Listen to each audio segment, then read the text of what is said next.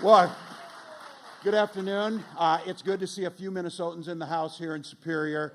To the folks at Earthrider, thank you. Thank you for hosting us. Thanks for creating the jobs here. Thanks for getting a place to gather with community. To our labor brothers and sisters who are here to build this project we're here to talk about, thank you every day for building the middle class. Thank you for bringing the dignity that comes with work and the ability to make sure you can take care of your family. And for all of you, let's give a really big Northland welcome to President Joe Biden today. Look, when President Biden comes to the Northland, he doesn't come to give a divisive speech. He doesn't come to belittle people. He doesn't come to try and divide the country. When President Biden comes to the North Country, he comes back to show that he adheres to his promises. He's coming back today to show us a $1 billion investment in infrastructure that will connect Minnesota, Wisconsin, the United States, and Canada. This is a president that understands, you hear him say it often, America is a country that can do anything when we come together and put our minds to it. He talks about building the middle class from the bottom up and the middle out. This bridge is symbolic of what the president has done. Continue to try and connect us. Continue to try and bring us back together while there's forces out there trying to tell us we can't do this. We should fail. We should be against our neighbor. This president comes and said, I absolutely reject that. This bridge is going to connect Minnesota and Wisconsin, bringing Minnesotans and Wisconsinites together over beer, apparently, which is always a good thing. He's even bringing folks, Republicans and Democrats, together with this bridge. Hell, he even brought people who voted for it and voted against it together on this bridge. But this is about what government should be doing. This is what a leader looks like. This is about a generational investment in infrastructure, moving America to the forefront, a clean energy economy, broadband connected through the Infrastructure Act, highways, bridges, making sure our families are safer and commerce can move. This is exciting stuff. You know what? It's not making fun of people. It's not telling us what we can't do. It's simply doing the work. So I want to thank each and every one of you for showing up today. I want to thank you in advance for your patience as we rebuild this bridge. You know how that goes. The cones will be out for a while. But we're going to create thousands of jobs. And we're going to create a country and an infrastructure that our children can be proud of. Previous generations invested. It's our time. Investing in roads and bridges goes a hell of a lot further than investing in tax cuts for the wealthy. And again, when President Biden shows up with union brothers and sisters, he walks picket lines. He doesn't cross them.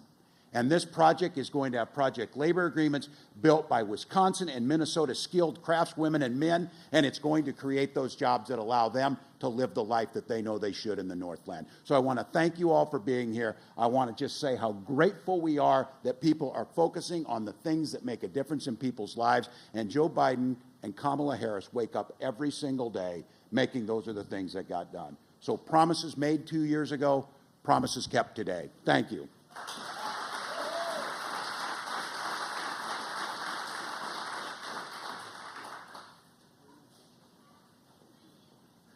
Distinguished guests, please welcome Senator Tina Smith of Minnesota. Hello. It is great to be here to celebrate the tremendous victory for Minnesota and Wisconsin, federal funding for the Blatnick Bridge. You know, this is one of the most important pieces of infrastructure in the entire Midwest. The Port of Duluth is the largest inland port in the world. And without the Blatnick Bridge, none of this port works. 33,000 vehicles cross this bridge every day, connecting people to jobs and education and opportunities. And 950,000 trucks carry nearly $4 billion in domestic and international products. Our economy in this part of the country depends on the Blatnick Bridge to deliver goods and services and to keep our supply chains strong. Projects like this, folks, they take leadership. And I am here to tell you that this Blatnick Bridge funding would not have happened but for the leadership of our incredible governors, Governor Evers and Governor Walz. that would not have happened without Senator Klobuchar, Senator Baldwin, and President Joe Biden. You know, some leaders talk about infrastructure. They even declare infrastructure weeks, but these leaders delivered. When President Biden took office and Democrats took control of Congress, we knew we had a lot of work to do. You know, for years, the United States exported jobs and imported products.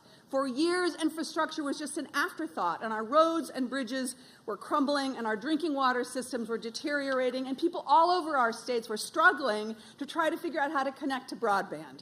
We needed a completely different approach, one that would invest in America and grow the middle class, and that is what we are doing. We passed once-in-a-generation investments in our country's infrastructure, and that is what we are celebrating today. We're rebuilding our roads and bridges and rail. We're getting clean drinking water and high-speed internet, and we are making sure that the iron and steel and the construction materials are American-made by union labor.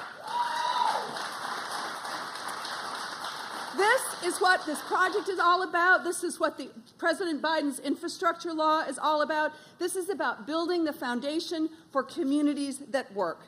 And so I am so glad to be here today with all of you to thank you for your hard work, because at the end of the day, this is about the hardworking people in Duluth and Superior and the community around, the people that are driving the buses and mining the ore and working in the hospitals and making this community work. So my gratitude is to all of you. We are doing the work that we need to do, and I'm so grateful to be here to celebrate this fantastic success. Thank you so much, everyone.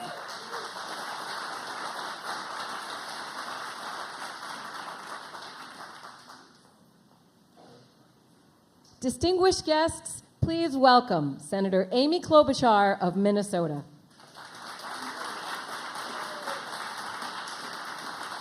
Thank you so much. It is wonderful to be here, and welcome back President Biden to Wisconsin and Minnesota. I love being in Superior. It has unrivaled views of Duluth.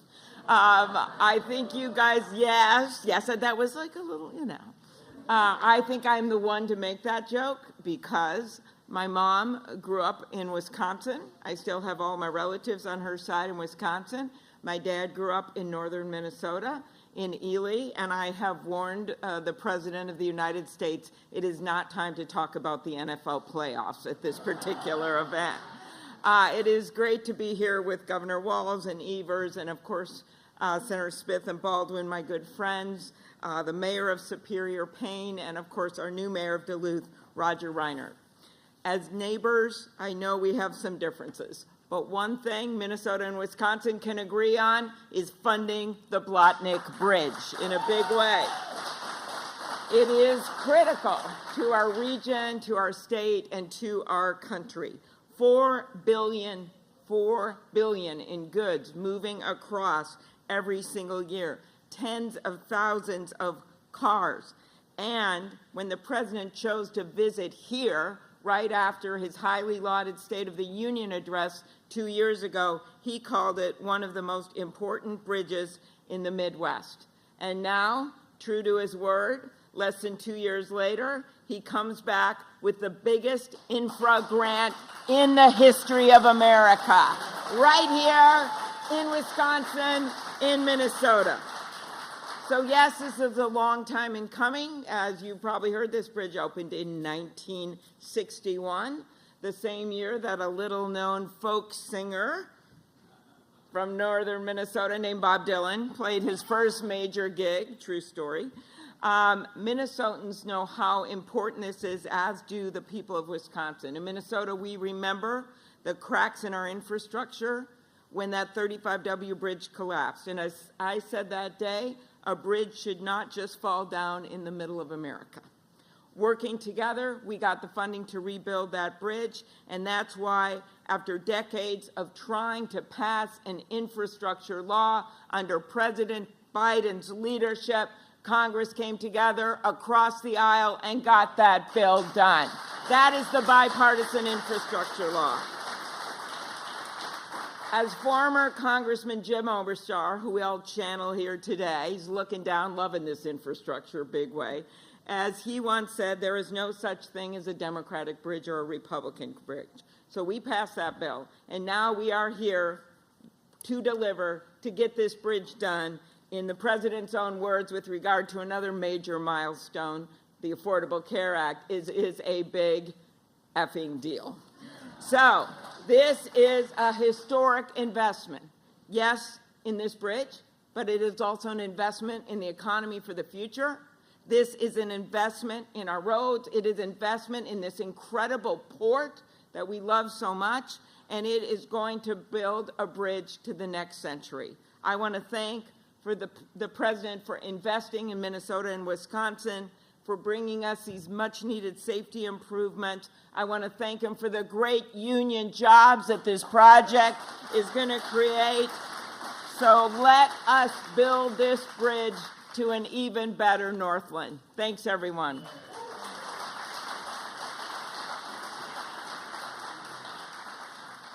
Distinguished guests, please welcome Senator Tammy Baldwin of Wisconsin.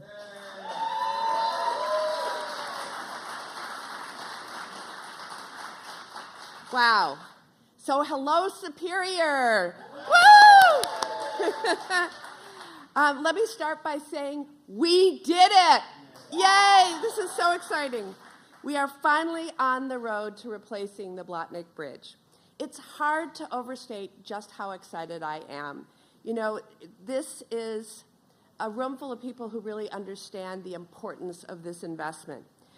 Now, while we may talk a big game when we're talking about Packers versus Vikings, you know, I've been proud to work with leaders on both sides of the state line for years to make this a reality. Superior and Duluth are more than just neighbors. They are the twin ports. The nickname of this region represents the unique relationship between these two great cities and the industries that connect them. When we talk about working together, we often evoke building bridges figuratively. But today we're here to talk both the metaphor and an actual bridge in the bipartisan infrastructure law. I was proud to vote for this legislation because I knew it would make a real difference. Yes, a real difference for Wisconsin families and businesses. And I'm proud to report that in just over 2 years, it's doing just that. This investment is creating good-paying jobs, fixing our roads and bridges, making sure clean water is coming out of the faucets, and connecting more Wisconsinites and Minnesotans with reliable high-speed internet. And to do it all, we are growing our Made in America economy. I was especially proud to have successfully fought to include strong Buy America rules so that as we rebuild our infrastructure, we support U.S. workers and Wisconsin workers, manufacturers, and businesses. The bipartisan infrastructure law is not just an investment in our infrastructure, it is also truly an investment in our future.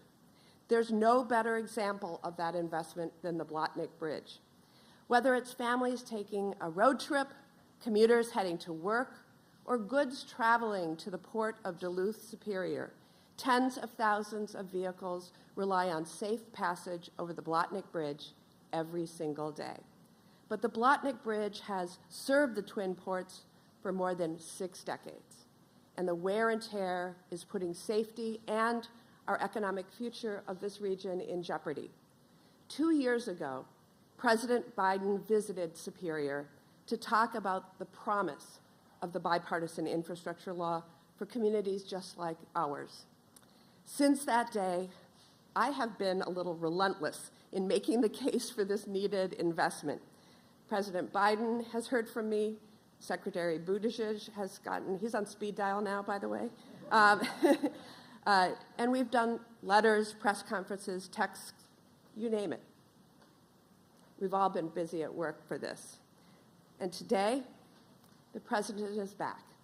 Today, the president is back because together we have delivered for Wisconsin and for Minnesota. Replacing the Blotnick Bridge will not only improve safety and protect our economic future, but it will put Wisconsinites and Minnesotans to work, creating jobs, supporting local businesses across the Northland. I am proud to have done my part to bring home this once-in-a-generation investment for Wisconsin.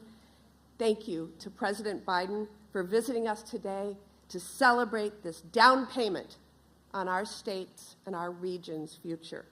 Just like the partnership that's gotten us to this moment, I am confident that here in the Twin Ports, we're creating something that is built to last. Thank you.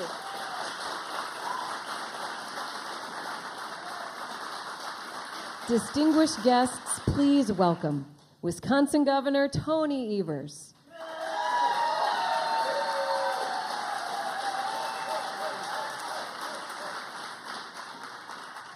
Good afternoon, folks. It is afternoon, right? I think. Anyway, it's great to be here. And, I am the last speaker before the big guy comes out. And so the bad news is everything I was going to say has been said. And the good news is everything I was going to say has been said. So I'm going to narrow it down very quickly for you. I have to thank our neighbors, our folks from Minnesota. That we compete in everything. This one, we work together, got this bridge. It's got union people working on it. Who can be better? And Governor Walz brought $400 million to the table. Thank you for that. The Minnesota DOT took a leadership on this, and the folks that work at the DOT in Minnesota are absolutely great state employees. And of course, we have Senators Klobuchar and Smith and all the good they work to get the federal money here.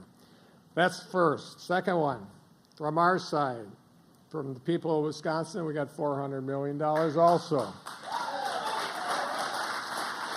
And we have the one and only great Senator Baldwin here, and she brought $7.5 million to the table using omnibus money before this happened. And Craig Thompson, I know you're here someplace, Craig. Craig's head of our DOT, extraordinary group of state employees there, and the work that they've done. So thank you. But all these things that we're doing right now, I can tell you that without Biden infrastructure bill, Biden being the president of the United States, Biden being the most pro-union president that we've ever seen. Without Joe Biden, frankly, this wouldn't happen. This would not have happened without Biden. And Joe Biden, thank you so much for the work you do for all the country, but this bridge is a huge issue for the state of Wisconsin. It's a huge issue for the state of Minnesota, and we could not have done it without you. I had my State of the State speech the other night, and I had a chance to talk about all sorts of stuff, but growing our workforce is critically important in our state, and I think it's critically important any place in the country. And this is a perfect example of that. We're investing $1 billion+, but at the same time, we're also investing in our future because of the workers that are going to be on that site, the workers that are going to be, it's going to be something that the people of Wisconsin, the workers in Wisconsin, will never forget. So this is a historic moment, and I'm so glad I was able to shorten my speech to tell you that. Thank you. Take care, folks. Thank you.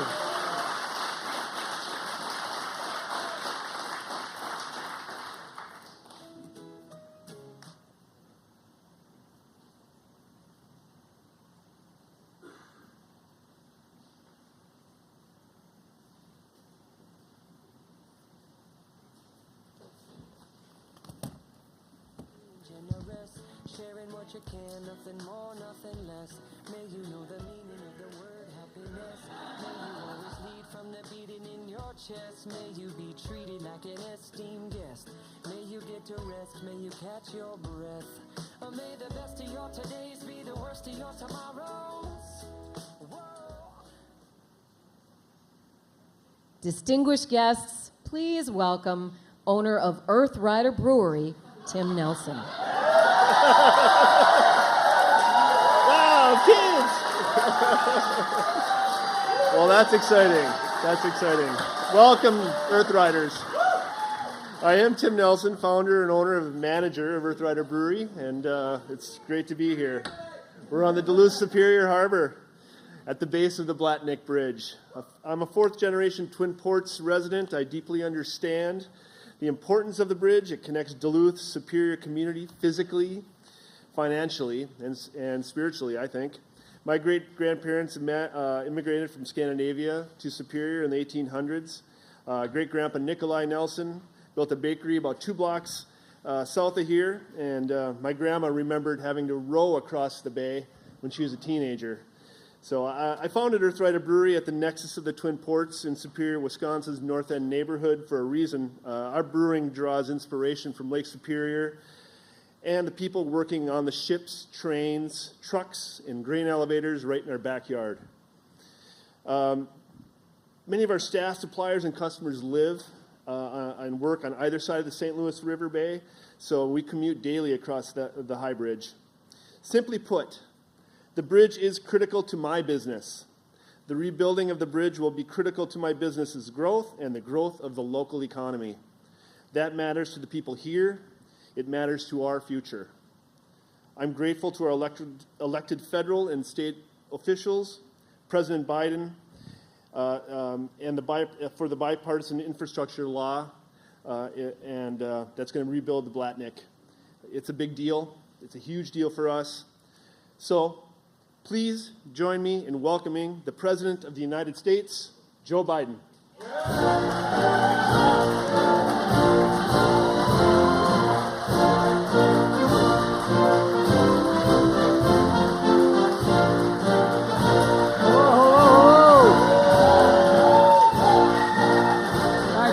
Thank you. You have a seat, take it. Hello, Wisconsin. And from across the bay, hello, Minnesota. Tim, thank you for the introduction. I got to meet his twins and his wife, and no wonder he's here. I tell you what, they're going to keep him here. Look, I'm honored to be with the 2 best governors in America, in the United States of America today. Governor of Wisconsin, Tony Evers. Tony, stand up. And also the governor of Minnesota, Tim Walz. And thanks to the outstanding senators, Tammy Baldwin of Wisconsin. Tammy's around. And Amy Klobuchar and Tina Smith from the state of Minnesota.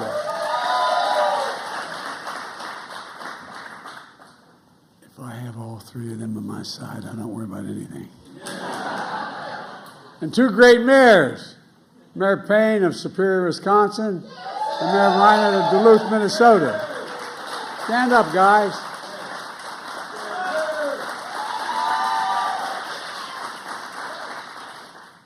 Folks, I'm here today to talk about something that doesn't get enough attention. The progress we're making to invest in America and American workers and American products. To invest in America, that's what we're doing. Bringing work, opportunity, and hope to the people and communities all across this country. Just last week, we saw the biggest jump in 30 years in how positive consumers are feeling about the economy.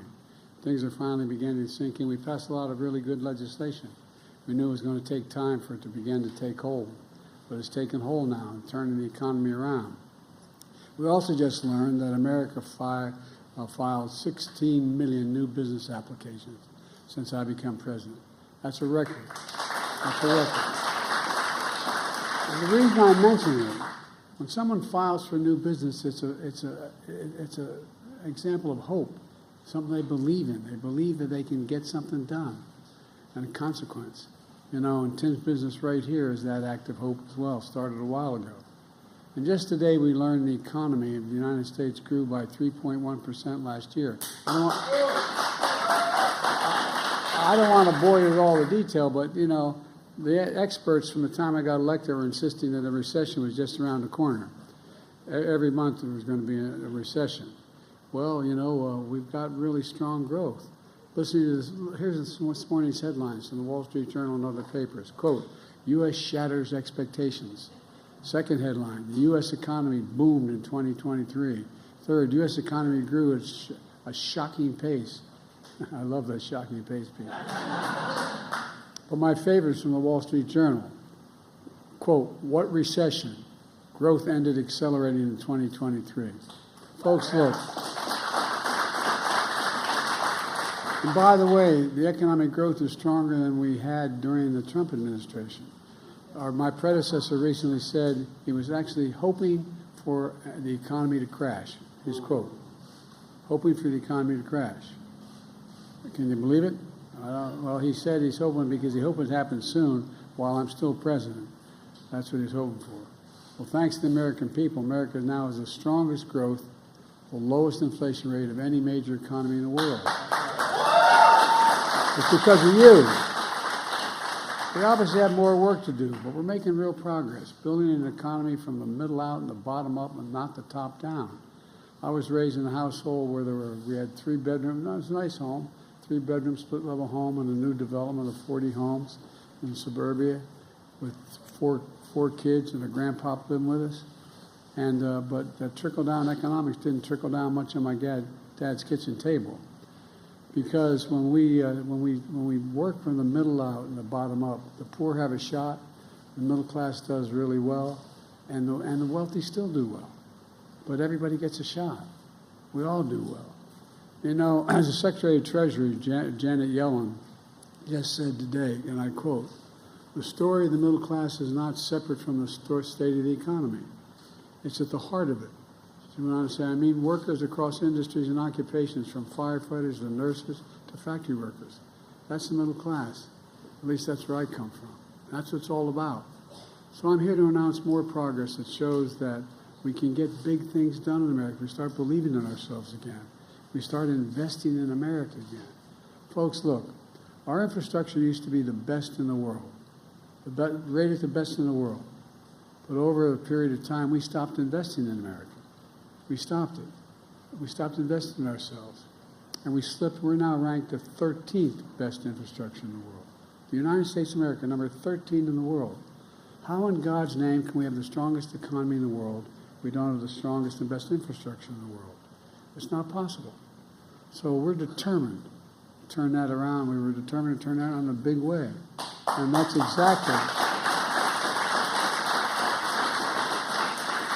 that's actually what we're doing. 2 years ago, I came to Wisconsin, this is almost this very spot, to talk about the historic bipartisan infrastructure law that I signed with the support of your elected officials. The most sweeping investment to rebuild America in American history. We've already invested $6.1 billion in Wisconsin so far. $5.7 billion in Minnesota. 2 years later, I came back to the Black Neck Bridge. I was here 2 years ago. The last time I was here, I came with Tammy, and we're now back this time because we knew this bridge needed a lot of work. Tammy didn't let me forget that either. You know, that bridge opened in 1961, and it connects Minnesota, Wisconsin, you know better than anyone in the world, and over the Lewis Bay. It's a vital link of our nation's economy. Every year, 950,000 trucks use the bridge to carry 3.4 billion tons of goods all the way across America and into Canada. Folks, every day, 33,000 vehicles cross that bridge. The flow of people is so critical to small businesses that rely on it to get customers, employers, goods to the businesses. It's critical. And local businesses like this brewery at the base of the bridge, think what Tim just told us. Tim's family's been here for 4 generations. His great-grandparents moved here from Scandinavia to build a bakery just 4 blocks from here. And as Tim just said, the bridge is critical to his business, his workers, his customers, to the entire local economy. And it's like that in other parts of the country as well. This bridge is also critical to the largest port on the Great Lakes, serving critical industries like forestry, agriculture, clean energy, supporting so many communities. I mean, it really is consequential. But you also know this bridge is in badly corroded condition It's unsafe for trucks to carry oversized, overweight loads, causing drivers lengthy detours, increasing costs and delays. It's outdated in design. Tight curves have led to higher than average car accident rates, traffic congestion. For decades, people talked about replacing this bridge, but it never got done until today. Until today.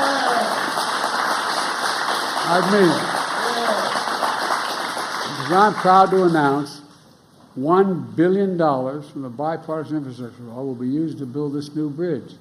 A new bridge that will increase capacity for large trucks and oversized loads. A new bridge with a modern design, wider shoulders, smoother on and off ramp. A new bridge with a shared path for pedestrians and cyclists. And I want to credit your governors, and I mean it sincerely, and your state legislators for coming up with the matching money to invest in this bridge. Otherwise, it wouldn't have gotten done with your own funding. This investment is going to make a huge difference. Less traffic, fewer car accidents, faster commutes to your jobs and schools, quicker response times from fire trucks and first responders when every minute counts. Goods are going to get shipped quicker, and commerce will flow more freely instead of having to detour for up to 10 miles. Here's what else it means. It means that 10,000 new construction jobs, union jobs, are going to be created. We're investing in America, in jobs for American workers, built with American products. And that's going to, with the help of your congressional delegation, especially Senator Tammy Baldwin, we're making sure that that iron, that steel, that construction material to build this bridge is made in America.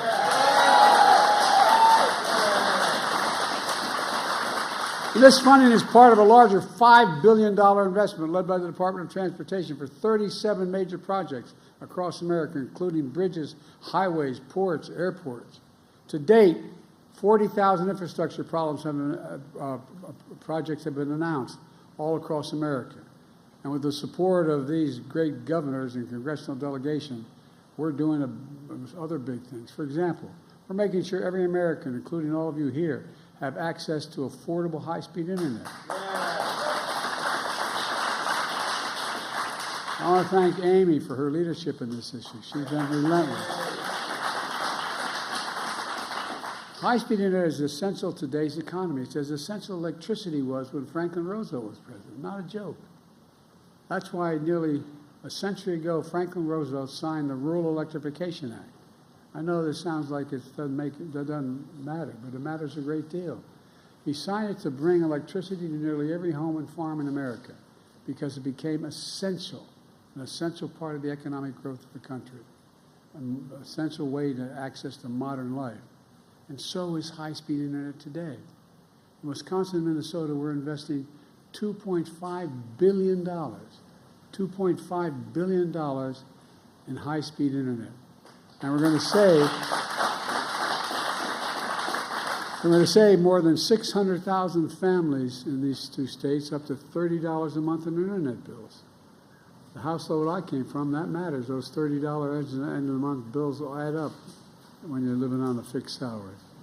We're also investing $1.1 billion in your state to provide clean water and replace poisonous lead pipes. Every lead pipe's going to be taken out. You turn on your faucet and drink clean water without getting sick. You know, a recent study shows that reducing lead exposure for children has the same effect on a student's test scores as reducing the size of a class they're in from 22 to 15. 1/10 the cost it is. It matters. It affects the ability of the brain to function. That's why we're going to eliminate every single lead pipe in America, and I promise you that. We got the money to do it now. And that's on top of another $1 billion to clean up the Great Lakes, which provide drinking water for 20 million people. 20 million people. And by the way, it used to make the beer brewed here. It is used to make the brew beer here in this refinery. Oh, Earth Rider, thanks for the Great Lakes. I wonder why it's doing. What we're doing in Wisconsin and Minnesota is just one piece of a much bigger story. Look, 14 million new jobs since I became president. 169 new jobs in Wisconsin, 200,000 in Minnesota, nearly 800,000 new manufacturing jobs nationwide, good-paying jobs. And employment has been below 4% for the longest stretch in 50 years. And it's even lower in Wisconsin and Minnesota, where it stands at 3.3 and 2.9% respectively. That's our economic plan. Invest in America, invest in American products, build in America. That's what we call Bidenomics. My professor, well, I won't get into my professor. But look, my predecessor, though, he chose a different course. Trickle-down economics. Cut taxes for the very wealthy and big corporations, increasing the deficit significantly. That's exactly what happened. That's exactly what happened. And the fact is, well, I won't get into it, but I don't want to get going. He stripped good-paying jobs and shipped them overseas. Why? Cheaper labor. Rather than pay you a fair wage, ship it overseas. Lower wage costs, and then import the product, denying Americans jobs. He shrank public investment in infrastructure and education. And then in the process, he hollowed out communities, closing factories, leaving too many Americans behind. Look, I grew up in neighborhoods, and many of you did, in regions where you had that factory that maybe it only employed 600 people or 800 people, but it was the heartbeat of the community. And all of a sudden, one day, corporation owners decided it was cheaper to send that factory overseas because the labor was cheaper. So closed the factory, sent it overseas, imported the product from overseas, paid more money for it, and they didn't have to pay as much in labor. That's what happened. That's how we began to hollow out American labor, for real, not a joke. You know, anyway, he talked about infrastructure every week for 4 years. He's going to increase the infrastructure week. Well, we have infrastructure year. He didn't get, on my watch, instead of infrastructure week, America's having an infrastructure decade. Yeah.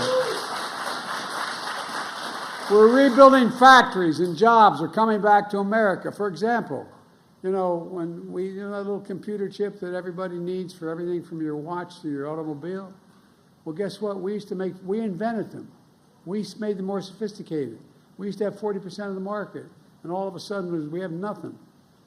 You know that, and so guess what? I got in a plane and went to South Korea. My staff wondered what the hell I was doing. I talked to the leader of South Korea. I said, "You have a thing called Samsung. You make a lot of these computer chips. Come to America." Well, not only they, but a total of $50 billion is coming to America, building factories in America. In America.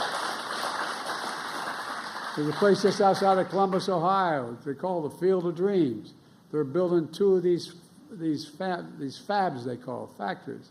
They're like gigantic football fields. And guess what? They hire a whole hell of a lot of people, not only in building the facility, but working there. You know what the average salary is? $110,000 a year, and you don't need a college degree to have the job. The Midwest is coming back. And these senators right in front of you here, they delivered it. Amy delivered it. Tammy delivered it. Tina delivered it. I mean it sincerely. And you, the American people, supported it. Now, I worked with some Republicans to get the bipartisan law done. And it got done. But I'm sorry to say the vast majority voted against it. But you know what? That's okay. Because we're building projects everywhere, no matter whether they voted for it or not. I promise to be a president for all Americans, whether you voted for me or didn't vote for me. Folks, we have more work to do. For example, does anyone think that the tax code in America is fair? Raise your hand if you think the tax code is fair. In 2020, 55 of the Fortune 500 company corporations paid zero in taxes. Zero in taxes. You may have heard me harp on this for a while. Federal taxes on $40 billion in profit. They paid 0 cents. But not anymore. What I was able to do is provide for funding all these programs by signing getting past a tax of just 15%. You pay more than that. Just getting up to 15%. 15% tax on these 50 corporations making $40 billion. And guess what? As a consequence, we could pay for so many of these investments we're making all across America without the deficit going. And we still brought the deficit down by $7 billion. Look, we have to do more. One of the other things that I want to mention, you know, I'll say this politely. For my entire career, I have been going after the pharmaceutical corporations. Pharmaceutical corporations in America are the best in the world. They make the best product.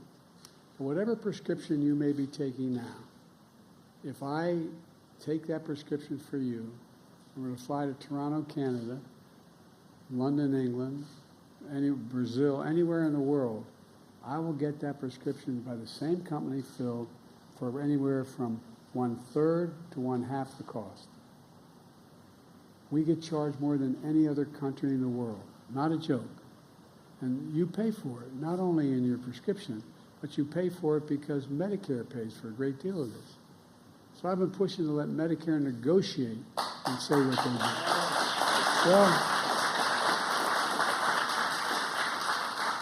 with the help of your Senate and Congress congressional delegation, I finally won. And guess what? Any of you, I'm not asking you to raise your hand, but you know anybody who has a problem with diabetes, needs insulin?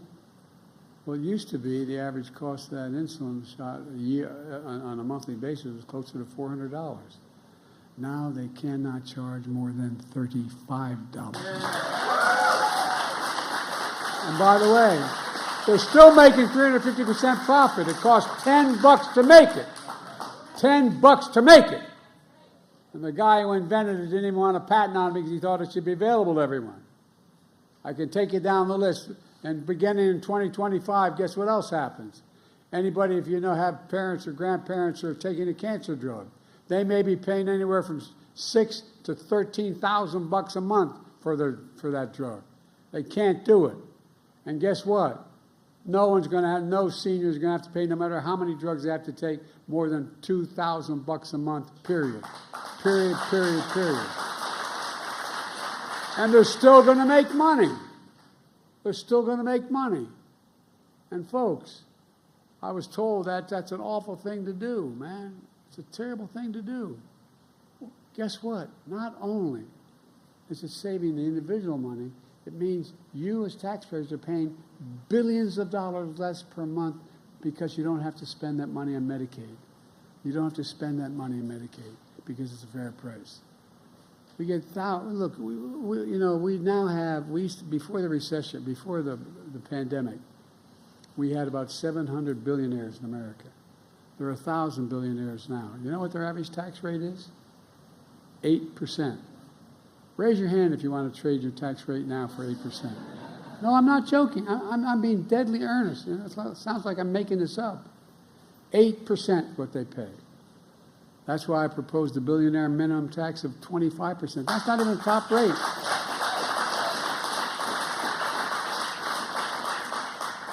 If billionaires and big corporations paid even close to their fair share, we could strengthen Social Security and Medicare, bring down the cost of child care, elder care, working class and middle class people would all be better off, and it wouldn't cost a penny because they make $40 billion would be coming into it. And it's not, I mean, it's just basic fairness.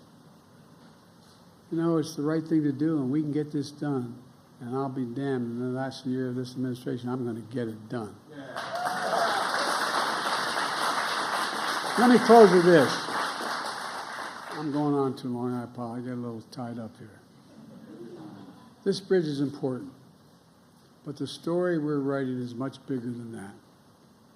When you see the shovels in the ground and cranes in the sky and people hard at work in these projects, I hope you feel a renewed sense of pride.